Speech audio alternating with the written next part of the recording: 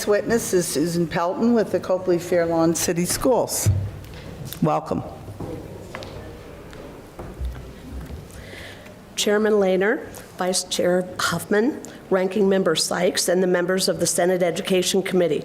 Thank you for the opportunity to speak with you today regarding the elimination of the Kindergarten Readiness Assessment, known as the KRA, within Senate Bill 216. My name is Susan Pelton. I'm a kindergarten teacher in the Copley-Fairlawn City Schools in Summit County.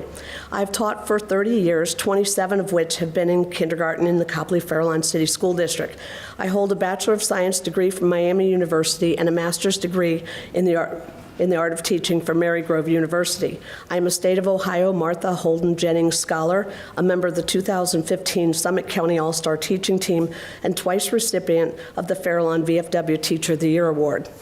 I am currently a member of the State of Ohio Early Literacy Work Group, along with Senator Sykes and fellow stakeholders as part of Ohio's strategic plan for education. I would like to share with the committee how we are using the data from the KRA in our district to drive our instruction to provide early intervention and enrichment to the kindergarten students in our district, and why I support the continued use of the KRA. In my testimony, I will address the challenges, benefits, and recommendations of the following from a kindergarten teacher's perspective: the crawl and the KRA. When the crawl assessment was first introduced, our kindergarten program still included morning and afternoon half-day sessions. Our kindergarten team attended the state training on the crawl. A new assessment for incoming kindergartners with a fall deadline for entering scores raised several questions. How do we administer this assessment that takes approximately 15 minutes per child? Do we have additional staff who can administer the assessment who've received the training? How do we best use the information that is gathered from this assessment? At the time, we had an intervention program in place called K+ at each one of our 3 elementary buildings. Students identified for the program based on their crawl, fall progress monitoring, and teacher recommendation were transitioned to the AM class and attended an additional half-day of programming in the afternoon with a focus on early literacy skills.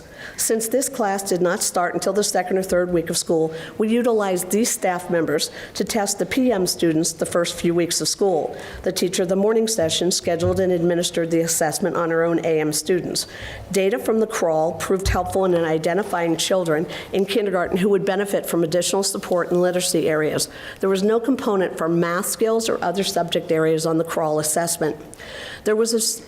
To the KRA. There was a significant impact and additional challenges for kindergarten teachers and school districts when the state of Ohio updated the crawl to the new kindergarten readiness assessment, also known as the KRA. The assessment now addressed not only language and literacy skills, but the additional domains of mathematics, social foundations, and physical well-being and motor development. When the new version of the KRA came out, we were still utilizing a half-day kindergarten sessions in the district. This presented quite a challenge as we tried to determine how we would administer an inventory of skills that now tripled the testing time for each child. It was much more comprehensive assessment. With no release time or provision from the state to allow for this additional testing time, it posed quite a dilemma for districts to find the time to assess each child for up to 45 minutes at the beginning of the school year, particularly when a teacher could potentially have 40+ students on her class roster. We struggled with how we were going to administer this additional testing and what were we to do with the rest of the class when a one-on-one assessment was given with students who had not yet learned how to work independently. Although we continue to use our K+ teachers to help in the PM class, the extended time of the test allowed us to assess fewer students. We also encountered frustration with the early KRA website and the KRA help desk, which was not always able to provide us with timely answers to our questions. In the 2016-17 school year, our district moved to a full-day kindergarten program. Our district, along with many others in the area, implemented a new format of scheduling kindergarten families for 45-minute appointments during the first 3 days of school. This released time to allow kindergarten teachers to have an adequate amount of time to assess each child with the newest version of the KRA made all the difference in the world. This single change made the assessment manageable, and instead of worrying about the when and the how of how the KRA would be given, we were able for the first time to focus instead on each child and what the results of the KRA could tell us about our incoming students. It is at this intersection of having experience with administering the KRA and the improved website, the improvement of the KRA help desk, and manageable scheduling assessments that I would like to address. What the kindergarten teachers in our district have found is that while the KRA does not tell you everything about a child, it is much more comprehensive of an assessment than the crawl. It gives us a beautiful snapshot of the whole child, and we have learned how to use this data to drive our instruction and to individualize our classrooms to address the strengths and weaknesses of each child. This brings me to why kindergarten teachers support the continued use of the KRA. In the current format of scheduling children for the assessment the first 3 days of school, we gain invaluable insight into who each child is that is coming to school the very following week. Spending 45 minutes with a child coming to kindergarten to get to know who he or she is and to have a picture of his or her skills prior to the child walking into the classroom is a gift. We administer the language and literacy and mathematics portions only of the KRA during these appointments. We are able to observe the child's willingness to separate from their parent or caregiver, their eagerness or reluctance to answer the questions, observe their learning style and the manner in which they process information. We are able to observe how well the child is able to follow directions, stay focused on the task at hand, and the level of focus or distractibility of each child. The results of the assessment paint a picture of how truly ready that child is to learn what is about to be presented in our classrooms. I make notes about the strengths and weaknesses of each child based on his or her testing.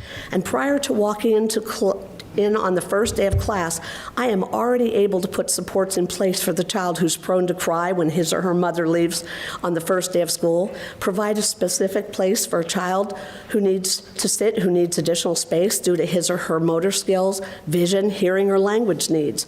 I am able to arrange the seating in my class to provide peer support to students who are in need academically or emotionally. As our subject content is presented, I already have initial data on who needs enrichment or intervention with letters, letter sounds, counting, and number concepts. We are able to differentiate instruction in our computer lab and in the classroom to accommodate each student based on the skill levels identified in the KRA assessment. Knowing each student's individual needs allows us to put our best research-based practices into use to tailor the instruction for each student. The KRA provides a vital baseline data for each child. Further progress monitoring at the beginning, middle, and end of the year provide us with a picture of each child's growth when compared to the KRA assessment of skills that were taken those first few days of school. This is all possible because the new KRA encompasses additional domains of learning. I would respectfully request that the committee consider the KRA not as a traditional assessment, like those seen in the upper grades, which the public often pleads with legislators to reduce, but instead as an essential baseline inventory of skills. This information allows kindergarten teachers to bridge students from their preschool experience to the K-12 school setting. It provides a growth measure for children as they begin their journey into a lifetime of learning. What a tremendous advantage we have to be able to individualize that experience for each child before the day they walk into the classroom. The data from the KRA also provides us with information we can share with our local preschools. And while we cannot share individual items due to the secure nature of the test, we can indicate general areas where we need to strengthen content and skill areas between preschool and kindergarten.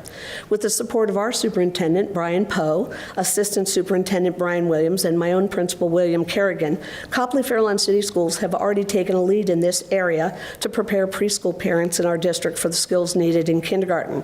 We have for years partnered with our local preschools to host parent information programs and with question and answer formats so parents can ask about the expectations ahead in kindergarten. Most recently, our district hosted an event that brought preschool teachers, local librarians, kindergarten teachers, and administrators together with Laura DeCola from the Summit Education Initiative to discuss further ways that we can provide education to parents to help them see the importance of their roles as their child's first teacher from birth to kindergarten. I have truly valued my time and my work with the Early Literacy Work Group in Columbus. It has confirmed for me the importance of putting the essential transitions in place for children from birth to the school-aged child. to help each child be as successful as possible. Before eliminating the use of the KRA, I would ask the committee to consider how the data from this assessment and the time spent with each child prior to entering school gives us a tremendous advantage and head start in educating our students. Chairman Lehner, this concludes my testimony. I want to thank the committee for your time and consideration in listening to how kindergarten teachers are able to maximize the data from the KRA to individualize and tailor the instruction of our students. I'm happy to answer any questions you may have. Okay, thank you very much. I wish my kids had you as a kindergarten teacher, I can tell you that. Thank you. Senator Huffman? Thanks. Thanks for your testimony. If the state of things were that half of the kids who are going to be assessed in the state of Ohio, 50%, including the children that you're responsible for, were taking the KRA test, and those results were being accumulated and delivered to you, yet the other 50% of kids, it could be any percentage, but I'm just using 50, were taking some other assessment. Would you still be able to do what you do with the KRA with your children? I wondered if that question would come up. My concern, if another instrument was used, is not only is the KRA, because of the fine tuning they've done over the years, it's really comprehensive. Other districts may choose a tool to use that does not encompass as many things. And while a teacher, a good teacher, can spend time with the child and get to know a good picture of the child, it is so easy for us to see when that information, I've had students leave my classroom and come in from another district where they were tested, and it really tells us the information when we look at it.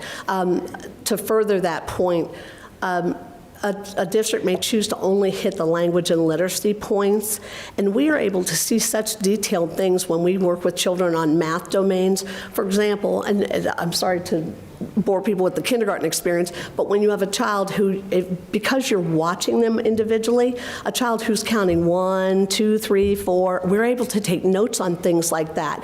And so I know the child's not just low in math, the child doesn't know to move one object when they count. So there's so much to, if you use a different measure, they've taken great time to put things into the KRA that kindergarten teachers are looking for, I guess is the point.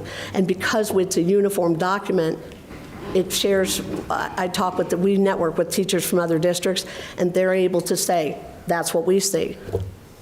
One follow-up. Mm-hmm. So is the concern only with children who come in from other districts who may not have taken the KRA test? The concern is different tools or documents that are not comparable. Another district may say, you know what, we can do that in 15 minutes, and it's a readiness test, but it's not as comprehensive as what we see in the KRA. Okay. All right. I don't see any other questions. Thank you so much for coming down. Thank you.